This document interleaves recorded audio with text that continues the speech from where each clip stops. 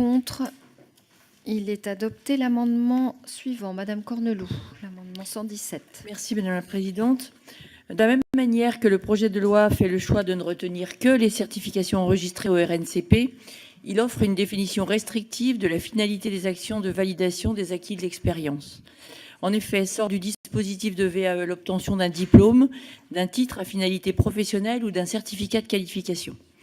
La mobilité professionnelle est pourtant un des objectifs mis en avant par le gouvernement dans la conduite d'une formation.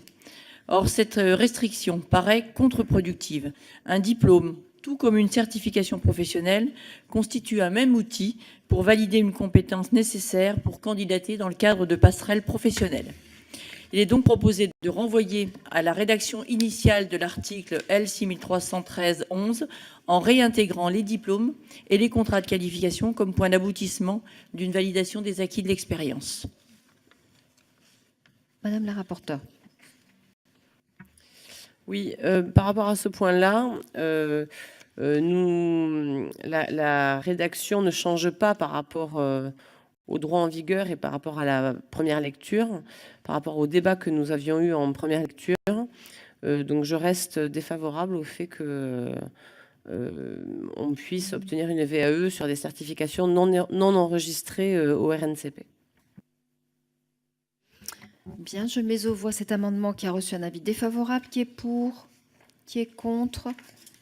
Il est rejeté. L'amendement suivant, Madame Cornelou, 118. Merci. La validation des acquis de l'expérience constitue une possibilité intéressante pour valider une expérience par un diplôme et ainsi apporter de la valeur ajoutée lors d'une reconversion professionnelle.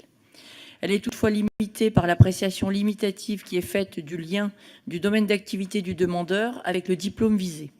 Si ce lien doit bien sûr exister, il conviendrait de rendre moins restrictive l'offre des diplômes en laissant aux universités le soin d'apprécier l'acceptation d'une demande de VAE au regard du champ exhaustif d'activité professionnelle du demandeur. Merci, Madame la rapporteure. Là aussi, nous avions eu ce débat déjà en première lecture.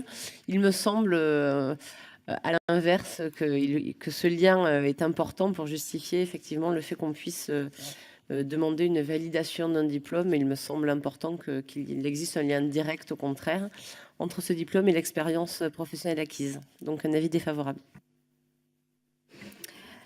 Je mets aux voix cet amendement qui a reçu un avis défavorable. Qui est pour?